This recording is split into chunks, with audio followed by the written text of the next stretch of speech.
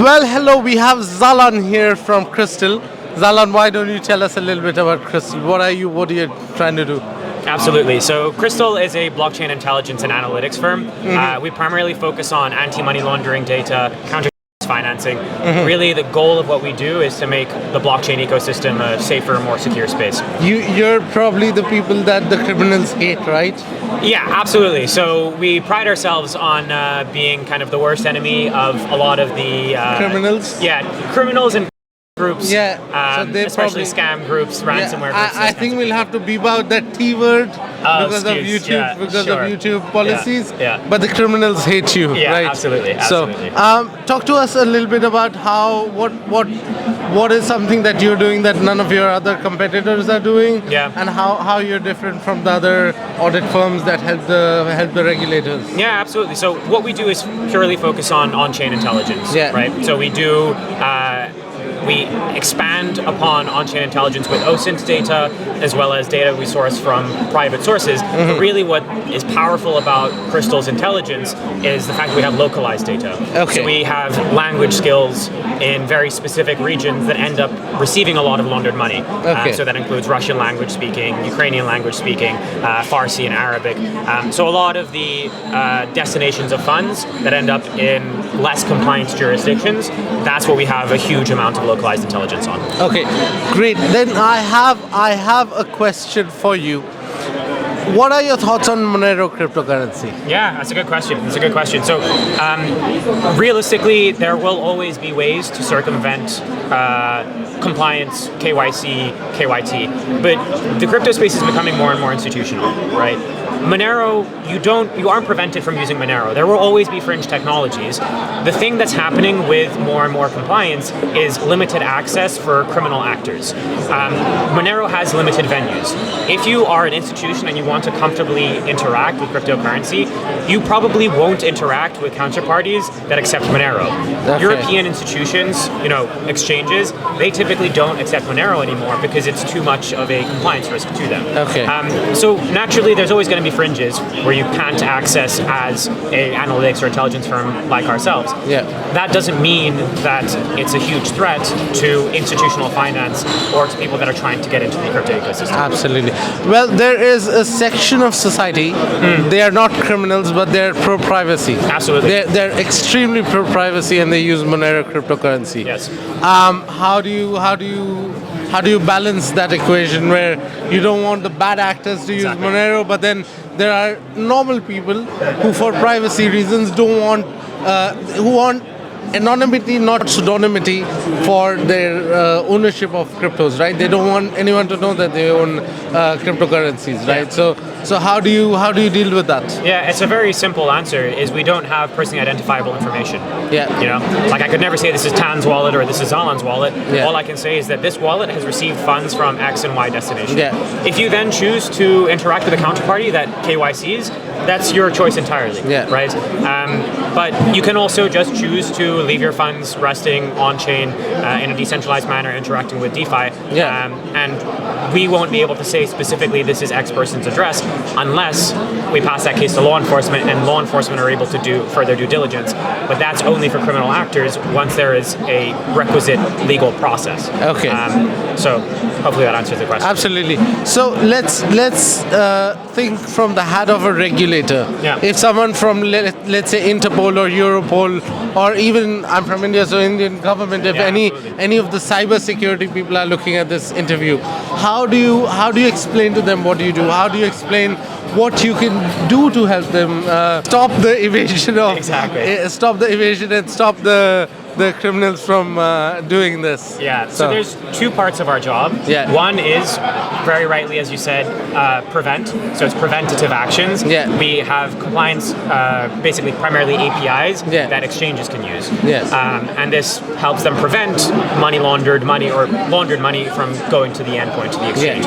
The other side is the forensics side of things. And really what we provide is something that is a publicly available in the normal sense. If you really wanted to, you could go on free block explorers and you could manually, over an excessive period of time, recreate at least parts of the database that Crystal has.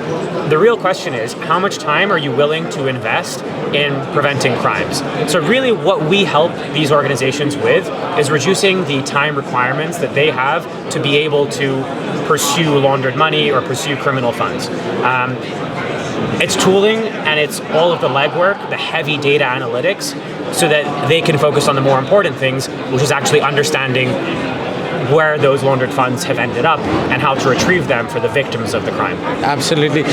One more thing that, thanks in part to great companies such as yours, a lot of criminals are now no longer transacting. So let's say you have 500 BTC on a hardware wallet. Yeah. Instead of sending it to the third person, then you just give him the hardware wallet.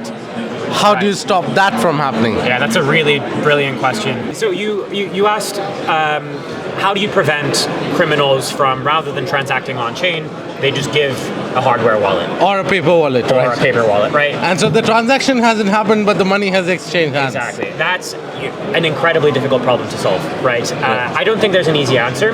I think what you have to do is take crypto and take what we do as an on-chain analytics as a small component of the complete compliance picture, okay. right? If you have an individual like myself, and I'm making X amount of money a year, and then one day I walk up to my bank and I say, hey, look, I have this money which I got from trading on crypto, right? There's two things that you have to do. You have to see if my persona makes sense in terms of, is it possible that I would have generated this amount of money trading? And that's the responsibility of the banks, of the tax authorities, of all of those kinds of people. And then you have to verify this with on-chain activity. And that's when you can use Crystal to accentuate what you already have off-chain. So if you received 500 BTC that's sitting in this hardware wallet, then what you have to do is say, okay, this person claims that they made this trade and this trade and this trade. Then you can verify that. Did they actually generate X returns on the basis of what they said their on-chain activity was? Yeah. So it's mostly what we do is a small component, and we don't see what happens off-chain if I give you a paper wallet.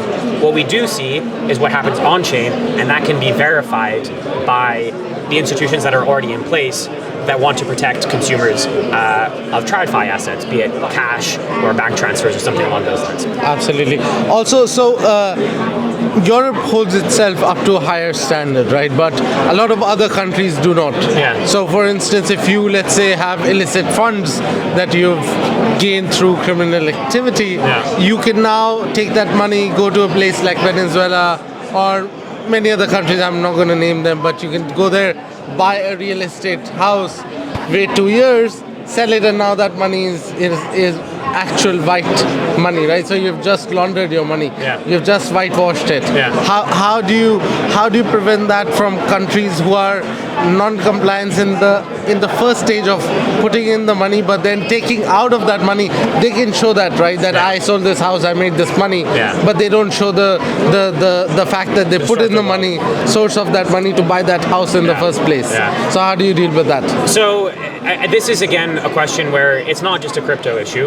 Yeah. This is a movement of funds across international borders issue. Yeah. This is a question of the integrity of institutions of specific countries. And I don't think crypto has a better solution than the outside world does, the TradFi world does. Yeah. All that we can say about crypto is that provenance of funds, while it's still crypto, is transparent, right? So if you ever need to verify the source of funds for someone that's buying a house, then as the institution you can do so.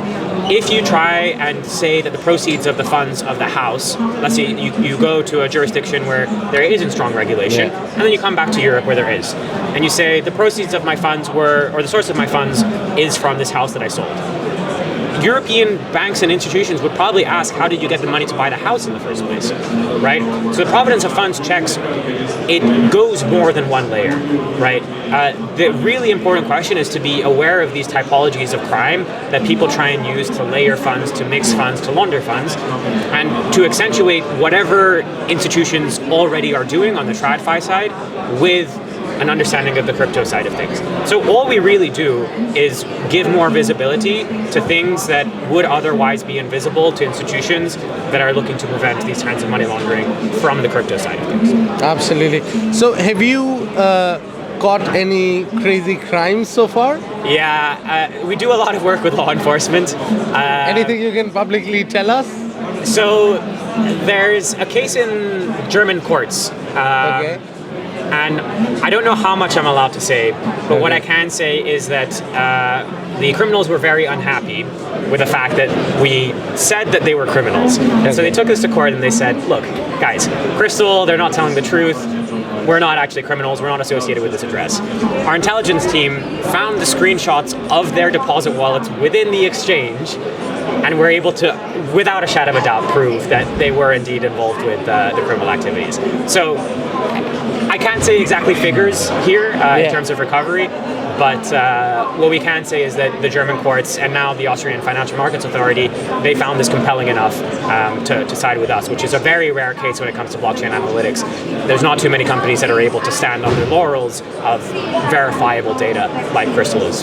Yeah. Are you then working with any international agencies outside of Europe, perhaps the FBI or CIA? Yeah, so not so much in North America, to be fully transparent, but we do have a lot of relationships with the UNODC, for example, with Interpol as well, with Europol. We do trainings for a lot of these organizations. Federico Paisano, who's joined our team not too long ago, he used to lead all of the Europol and Interpol trainings, and he's still doing that, right? Now he's just affiliated with Crystal. So we do have a lot of relationships with law enforcement teams, governments as well, so central banks, the Central Bank of Georgia, for example, we've done a lot of work with. Absolutely. Yeah. So my next question is more towards that. So far we've been talking about the cryptocurrencies. Yeah. How do you look at the Metaverse and the NFT per se? Yeah. So how do you look at that from a regulation or a compliance standpoint? Yeah, so NFTs are kind of an issue in that there is no way for me to say that I don't think that your NFT is worth that much money, right? If you tell me that you bought that NFT for $1 today and tomorrow you sell it for $1 million, who am I to say that it's not true that someone values that NFT at $1 million? Yeah. Right? So really the issue with NFT is understanding the verifiability of valuations. And we do have a lot of heuristics in place that identify wash trading, for example. That identify. Can you talk a little bit on that, on those parameters by which you check if they're wash trading or not? Yeah, sure. So if there's a high frequency of trades across a small number of addresses, that's something which is potentially suspicious, right? If you have a small, like a 5,000 PFP collection, and 4,000 of those PFPs were bought and sold by a subset of 10 wallets, right? That would be an incredibly obvious case, and that's something that we would pick up on as well. Yeah. There are obviously much more sophisticated ways of doing this, but typically it's who is associated with a purchase and sale of these NFTs, what does the value look like, and then it's also manual processes. Is it justifiable? Is there a social media presence? Who is a social media presence? You have to do further due diligence than just relying on a heuristic and saying 100% this is wash trading. You have to be able to explain, especially in a court of law, why you assume that someone is risky or not risky. Sure. So just answer one question. For instance, if you if my wallet got hacked, right? Yeah. Or if my crypto got stolen, is that something that I reach out to you and you can figure out where that money's gone, or how does that work? Exactly. So we have a fantastic intelligence team. Nick Smart, who's our director of intelligence, he's got a great name, Nick Smart, director of intelligence. Yeah. He has a military intelligence background. He's a military analyst, and his team is cream of the crop when it comes to doing these types of evaluation. That being said, we have a limited capacity in terms of running through these investigations, and we want to do as much good as possible. So a lot of the time what we do is we partner with forensics agencies, and they can, fulfill the areas where we can't cover investigations, criminal work. A lot of the time that also ends up being law enforcement, but we're very, very happy whenever law enforcement asks us for support with an investigation. Do you have a security clearance? Do I have a security clearance? I do not have a security clearance. Does your founder have a security clearance? Some of our team has security clearances. Absolutely. So, finally, my last question is, what would your one or a few piece of advice for someone would be for them to be safe, right? So if there's an individual who's interacting with people, right? If you're buying something or sending something or interacting with the wallet or any individuals, you don't want to be associated with someone who's associated in a crime. Yeah. Because then you're potentially, you're liable for that crime as well with them, right? So what's your advice to those people? It depends on the jurisdiction that you're based in. Yeah. Fortunately, with Europe, a lot of the regulatory authorities understand that a small percentage of funds from a suspicious source, dusting is something that happens often, right? I know some folks that have funded their own protocols, and they receive hundreds of dollars from Tornado Cash. You know, even Grayscale, BlackRock's Bitcoin wallet was dusted with Tornado Cash. Yeah. So regulatory authorities typically, especially in Europe, they understand that a small percentage of risky funds doesn't mean this address has to be blacklisted permanently. Yeah. What's more important is you have to understand why these funds are in this wallet and to be able to explain it. So as long as you, in clear conscience, know exactly where your source of funds is and you haven't interacted with any dirty counterparties, then you can justify this in a court of law. And then, of course, there are fantastic partners of ours, for example, ValidVent, who I was just speaking with yesterday, and they work on making sure that if this does happen to you, then you can explain it in a way that lawyers understand it and the regulators understand. So I would say you can never be too cautious, right? There's no way to prevent with 100% certainty that you won't be hacked, except for not interacting, right? Or that you won't be dusted. That's impossible to prevent. What you can do is take the right steps to prevent it, to be as safe as possible, to always have fail-safes, 2FA, and then once bad things have happened, you lean on the people that you can really trust. And there's a lot of really great people in the space that are doing fantastic work alongside us, not just us. That's what my answer would be. Sure. Well, that was great. That was a great interview. Thank you so much. Thank you so much. Thank you.